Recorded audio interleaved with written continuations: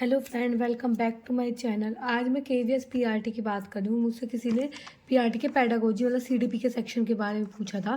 देखो सीडीपी में मतलब पीआरटी की बात करें तो पीआरटी में 60 नंबर की सीडीपी आती है, 40 टीजीटी पीजीटी में आती है। मैंने पीआरटी दिया था केवीएस का, जो अभी 2023 में हुआ था, फरवरी 2023 में हुआ था मेरा पेपर। तो उसमें मैंने कैसे तैयार किया था मैं वो बता देती हूँ। बेसिकली सीडीपी की बात करें तो केवीएस में सिलेबस सीडीपी 60 नंबर की आती है, डीटी प्लस भी पीआरटी में 100 नंबर की आती है। लेकिन अगर आप सोचो कि इसके लिए हम एनआईओएस पढ़ें, दैट इज़ नॉट सफिशिएंट, क्योंकि इसका सिलेबस बिल्कुल अलग है। मैं एक बार आपको सिलेबस दिखा देती हूँ। सबसे पहला काम क्या करना है, आपको सिलेबस याद रखना है कि कौन सा टॉपिक है। जैसे मैंने पीडीएफ निकाल ली थी, इस टाइम पर मेरे पे पीडीएफ नहीं है क्योंकि पेपर हुए काफ़ी टाइम हो गया है, तो वो पीडीएफ पता नहीं कहाँ चली गई। मैंने ऑनलाइन निकाली है, आप एक बार देख सकते हो। देखो ये है, ये सारा मैंने इसका निकाल रखा है सीडीपी के सेक्शन का। ये 5 सेक्शन थे। हमें हर सेक्शन पे ध्यान देना है। जैसे पार्ट ए, एक सेकेंड, देखो मेरे पे कोई पढ़ाने के एपरेटर्स नहीं है तो थोड़ा एडजस्ट कर लेना। सबसे पहले कॉन्सेप्ट ऑफ ग्रोथ है।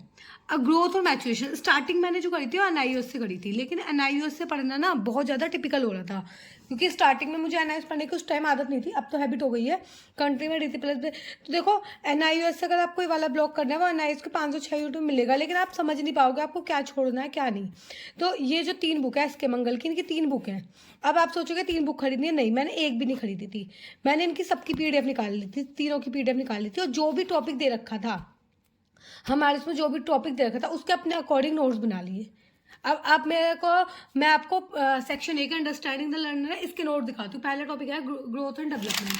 तो ग्रोथ और डेवलपमेंट देखो, जो मैंने नोट्स बनाए थे, तो ये मैंने इस तरीके से कुछ नोट्स बनाए थे। अंडरस्टैंडिंग द लर्नर, ग्रोथ और डेवलपमेंट अपने अकॉर्डिंग बना लिए थे। ये सब जो हेरिडिटी के बारे में, और इसमें ग्रोथ और डेवलपमेंट के बारे में। फिर डेवलपमेंट टास्क, इसमें एक आपको टॉपिक दिख रहा होगा डेवलपमेंट टास्क का, यहाँ पे ये वाला टॉपिक डेवलपमेंट टास्क का। तो ये डेवलपमेंट टास्क है, रॉबर्ट हरिस्टिंग ने दिया 1950 में, दिए क्या गया डेवलपमेंट टास्क दिए। तो सारे मैंने उस पर डाला एस के मंगल की बुक पे। अब मुझे स्पेसिफिक याद नहीं याद कि कौन सी बुक में कौन सा टॉपिक था। 3 बुक है, तीनों की पीडीएफ निकालो, ढूंढ लो, थोड़ी सी मेहनत करेगी लगेगी। हमारा दिसंबर में पेपर फॉर्म भरे गए थे, और दिसंबर से मेरा पेपर फरवरी में था। मैंने 20-22 दिन में कंप्लीट कर ली थी पूरी। मेरा टारगेट था 20 दिन में कंप्लीट कर लूँ सारी सीडीपी। कंप्लीट का मतलब है इन सेंस नोट्स बना लूँ सीडीपी के, फिर नोट्स से याद करने का काम रह जाएगा। तो ये मैंने ऐसे करके नोट्स बनाए थे। ये बाद में मैंने चुपकाए थे जब मुझे याद नहीं हो रहे थे। अगर आपको किसी को मेरे नोट्स चाहिए, वैसे मेरे नोट्स से किसी को कोई फायदा होने वाला नहीं है क्योंकि मेरे अकॉर्डिंग बने हुए हैं, लेकिन फिर भी अगर कहोगे तो मैं टेलीग्राम चैनल बना के उस पर डाल दूंगी। पहले तो मैं देखूंगी टेलीग्राम चैनल बनेगा कैसे, तो अगर चाहिए होंगे तो बता देना, मैं पीडीएफ बना के डाल दूंगी। तो डेवलपमेंट टास्क में एडोलेसेंस में क्या टास्क हुए, मिडिल चाइल्डहुड में क्या टास्क हुए, पढ़ना चाहो पढ़ सकते हो। ये सारे ये अभी स्टेजेस कहाँ से आ गया, मैं इस बता दी हूँ स्टेजेस कहाँ से, एक सेकंड। फिर इसके बाद डोमेन ऑफ डेवलपमेंट, इसका ही पार्ट है। तो मैंने इसका ऐसे नोट्स बना लिए थे, इसका बस इतना नोट्स बनाया था, इतना। और ये देखो एडोलेसेंस, अंडरस्टैंडिंग एडोलेसेंस, तो इसका बस इतना नोट्स बनाया था एडोलेसेंस का। ये पूरा एडोलेसेंस खत्म। और फिर लास्ट वाला प्राइमरी और सेकेंडरी सोशलाइजेशन था, उसका ये नोट्स बना लिए थे। ये उसी में से बनाए थे, और इस पूरे एक सेक्शन को मैंने 2 दिन में निपटा दिया था, क्योंकि मैं इसे लेके बैठ गई थी, क्योंकि सीडीपी सबसे ज़्यादा हार्ड था। मुझे क्यों ऑनलाइन रिसोर्सेज अच्छे से मिल नहीं रहे थे, और तो मैंने एस के मंगल की बुक तीनों निकाली। अब देखो आप सबसे पहले कॉन्सेप्ट ऑफ ग्रोथ, अगर जैसे मैं थोड़ा सा बता देती हूँ क्योंकि मैं काफ़ी टाइम से पढ़ रही हूँ तो मुझे काफ़ी ज़्यादा आइडिया। जैसे आपको ना जैसे डेवलपमेंट की थ्योरी भी करनी है, मैंने थ्योरी भी करी थी। कौन कौन सी थ्योरी करनी है डेवलपमेंट की, ये थ्योरी में नाम लिख दिए हैं, तो आप ये सारा स्क्रीनशॉट ले लेना। प्याजे की थ्योरी डेवलपमेंट की प्याजे ने दिया है। प्याजे की मॉडल डेवलपमेंट, थोड़ी राइटिंग देख लेना क्योंकि मैंने अभी बना रही हूँ, जल्दी जल्दी में मैंने कराई है। कोहलबर्ग की मोलर डेवलपमेंट की थ्योरी, क्योंकि देखो मैं तो करंटली डीटी प्लस भी पीआरटी की तैयारी करूँ, लेकिन मुझसे केवीएस के बारे में भी लोगों ने पूछा था, और केवीएस मैंने दे रखा है और मुझे एक्सपीरियंस है केवीएस का। और तो मैं एक बार मैंने कहा चलो बता देती हूँ। वाइगोस्की की सोशल कल्चर थ्योरी, ये सारी थ्योरी आपको करनी है, और ये मैंने यूट्यूब से करी थी, जैसे ऐसे रैंडमली डाल लिया। प्याजे की थ्योरी तो आपने सीटेट में पढ़ी होगी, तो वो ये यहाँ से कवर अप हो गई थी। मोरल डेवलपमेंट की थोड़ी आई थिंक प्रतीक शिवालिक की सर की, उन्होंने बहुत अच्छे से समझा रखा था, वहाँ पे से करी थी। तो सब मैंने अलग अलग ऐसे नाम डाल दिए, और जहाँ से जो भी थ्योरी मिली, ये 7 थ्योरी हैं डेवलपमेंट की। तो बेसिकली सिलेबस में दे नहीं रखी है, लेकिन ये भी करनी है क्योंकि प्याजे और इनसे भी क्वेश्चन आए थे, तो ये मैं सोच रही हूँ इनसे क्वेश्चन नहीं आते। अब जैसे एक मैं थोड़ा सा बता देती हूँ, जैसे मतलब बेसिकली है क्या डेवलपमेंट, आपको पता ही है डेवलपमेंट क्या होता है। डेवलपमेंट क्या होता है कि डेवलपमेंट ओवरऑल चेंज होता है। डेवलपमेंट लाइफ टाइम चलता है, मतलब मम्मी के वॉर्म टू टूम चलता है, मम्मी के गर्भ से लेके। और डेवलपमेंट को क्या क्या इफेक्ट करता है, और डेवलपमेंट के अंदर ग्रोथ भी इंक्लूड होती है, मतलब अगर ये ग्रोथ है तो ये डेवलपमेंट है। तो ये सारी चीज़ें आपको पता है, डेवलपमेंट और ग्रोथ में क्या क्या डिफरेंस होता है। बेसिकली डेवलपमेंट क्वालिटेटिव चेंज है, क्वालिटेटिव, और ग्रोथ जो है तुम्हारी क्वांटिटेटिव है, मतलब ग्रोथ को मेजर किया जा सकता है, और इसको ग्रोथ को प्रिडिक्ट किया जा सकता है, मतलब ग्रोथ की हाँ इतनी हाइट बढ़ेगी, लेकिन इसे प्रिडिक्ट नहीं किया जा सकता। तो ये सारे क्वेश्चन है वहाँ दे रखे थे, तो मुझे याद है तो मैंने ऐसे बता दिए। अब मैचुरेशन और डेवलपमेंट, एक सेकेंड, यहाँ से डेवलपमेंट, यहाँ मैचुरेशन और डेवलपमेंट यहाँ से हो जाएगी। वैसे मैंने ग्रोथ और डेवलपमेंट मुझे आता था तो मैंने खुद से नहीं किया, मैंने प्रिंसिपल और डिबेट ऑफ डेवलपमेंट करी थी।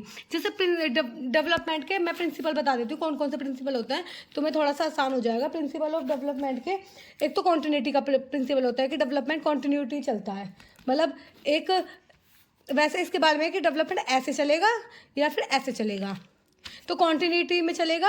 वैसे डेवलपमेंट कॉन्टिन्यूटी चलता है, मतलब एक से ऐसे नहीं चलता, डेवलपमेंट कॉन्टिन्यूटी में चलता है। डेवलपमेंट इंडिविजुअल का डिफरेंट होता है, हर इंडिविजुअल का डिफरेंट होता है, किसी भी इंसान का हो सबका डेवलपमेंट, किसी का हाइट पहले बढ़ेगी किसी की बाद में बढ़ेगी। डेवलपमेंट यूनिफॉर्म होता है।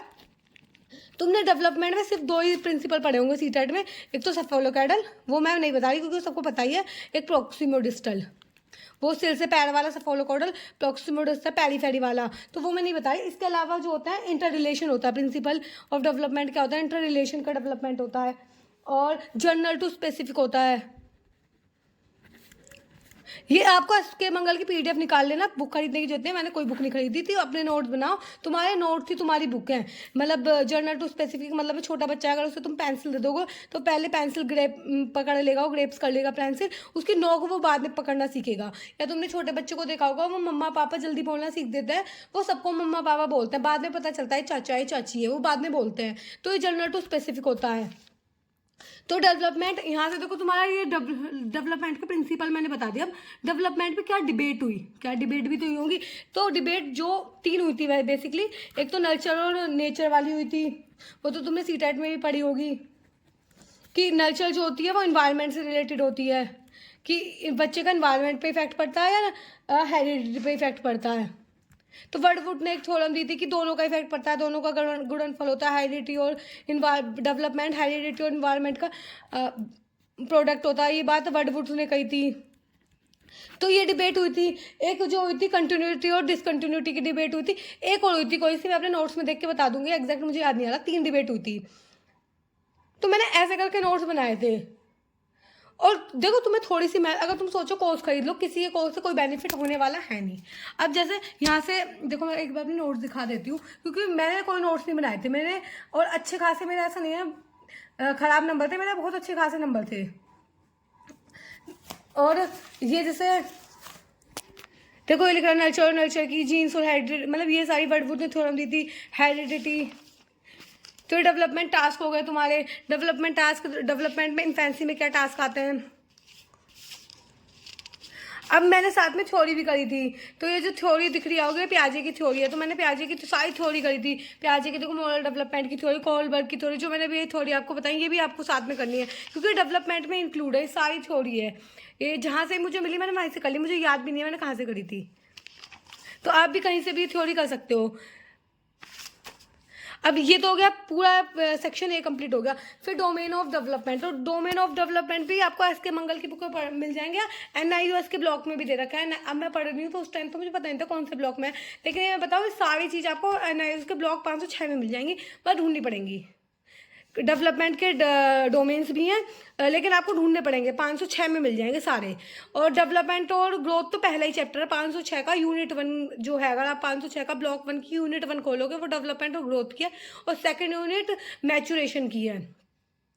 और ये वाली यूनिट फिर इसमें डेवलपमेंट टास्क भी आ जाएंगे, ये सारे डेवलपमेंट टास्क थे, क्योंकि उस टाइम मैं NIOS नहीं, डर लगता था थोड़ा NIOS से, तो ये मैंने डेवलपमेंट टास्क के नोट्स बनाए थे।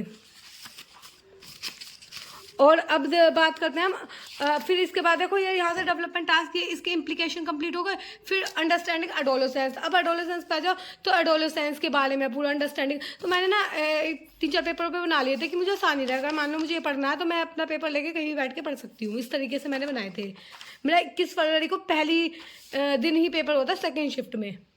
तो क्या क्या एडोलेसेंस में क्या क्या दिक्कत हुई, उसके टीचर को क्या क्या रोल होने चाहिए, ये सब मैंने बनाए थे। तो जो तुम्हारा बाय हार्ट सिलेबस में लिखा है वो तो तुम्हें अच्छे से आना ही चाहिए।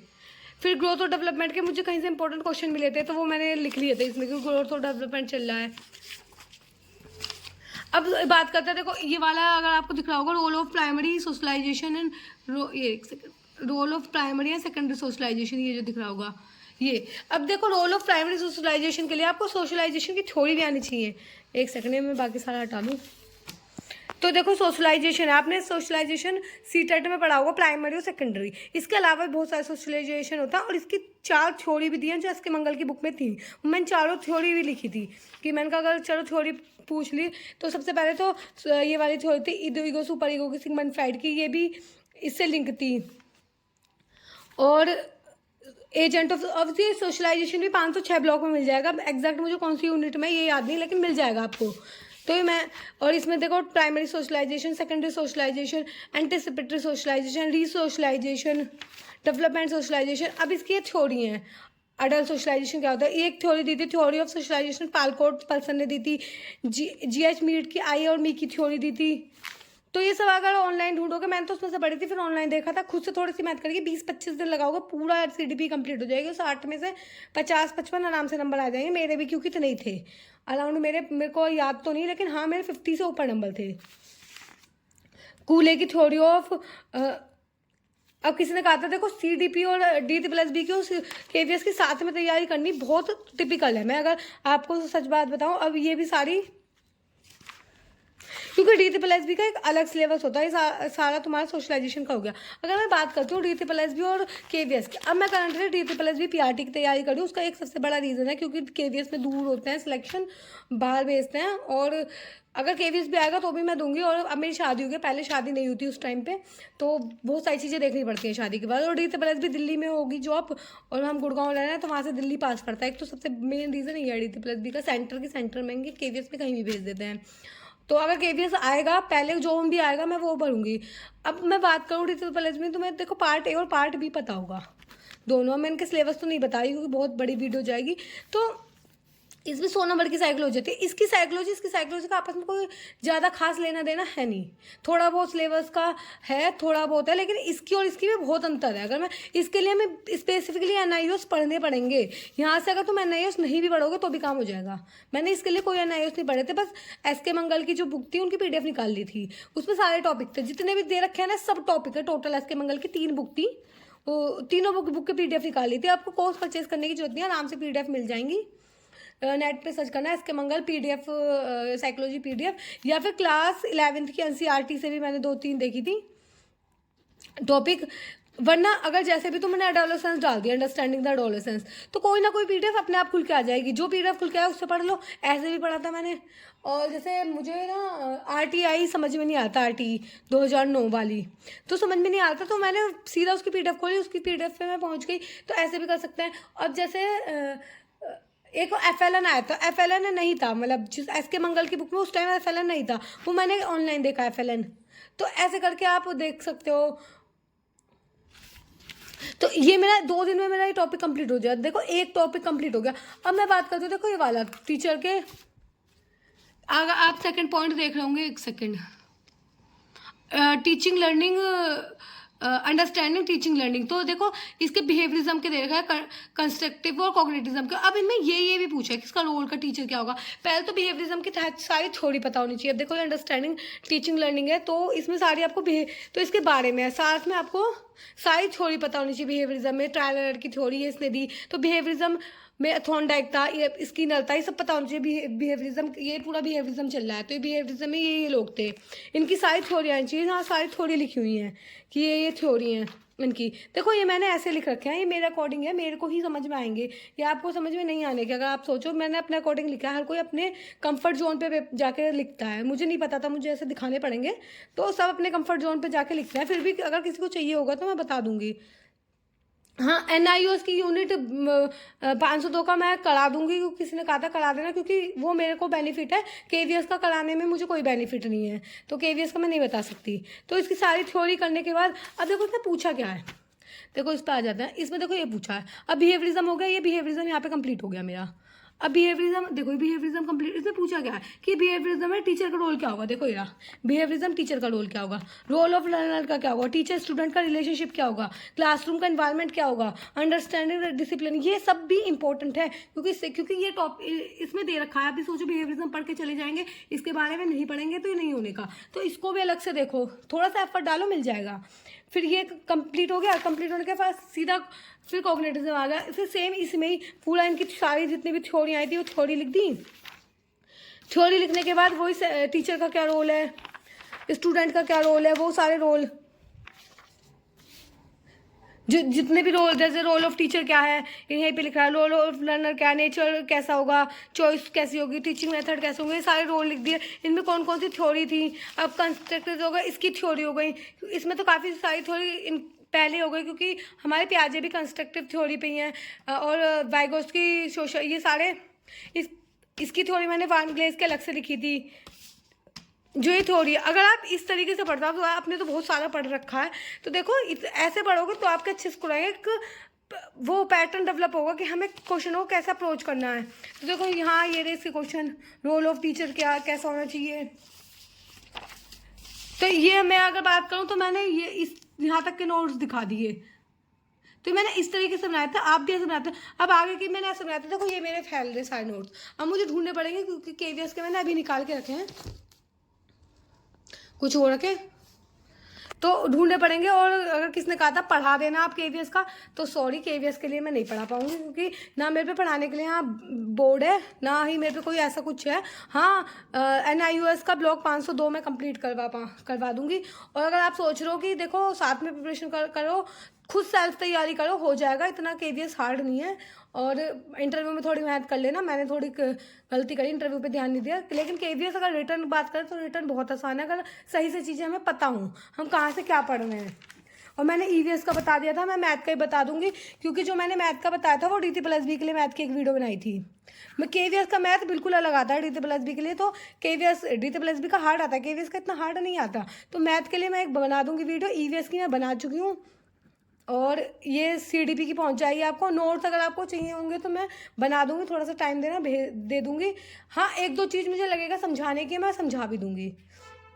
और ये तो हो गया KVS के लिए, CDP के लिए। और इसमें क्या आता है, 5 नंबर का कंप्यूटर आता है, तो कंप्यूटर के मैंने नोट्स बना लिए थे अपने। कंप्यूटर मुझे नहीं आता था, तो मैंने अपने नोट्स बना लिए थे। और क्या 5 नंबर की रीजनिंग आती है, तो रीजनिंग भी इतने इंग्लिश हिंदी ये सब कॉमन है। तो और हिंदी में ना मैं उस टाइम नहीं पढ़ के गई थी, रिमझिम आई थी हमारी में, रिमझिम से 4 से 5 क्वेश्चन आए थे। मुझे पता नहीं था, मेरी फर्स्ट शिफ्ट में सेकंड, मतलब फर्स्ट डे सेकंड शिफ्ट में था, तो मुझे पता नहीं था, तो रिमझिम में पढ़ के नहीं गई थी, तो वहाँ मेरे 5 क्वेश्चन गलत हो गए। तो आप रिमझिम भी पढ़ लेना। और व्याकरण जो उन्होंने टॉपिक दिया वो तो सारे टॉपिक करने ही करने हैं। तो आई होप समझ गए होगा आपको कैसे पढ़ना है। तो आज की वीडियो में इतना ही। अगर वीडियो आपको पसंद आई है तो वीडियो को लाइक करना, और चैनल पर नए हैं तो सब्सक्राइब कर देना।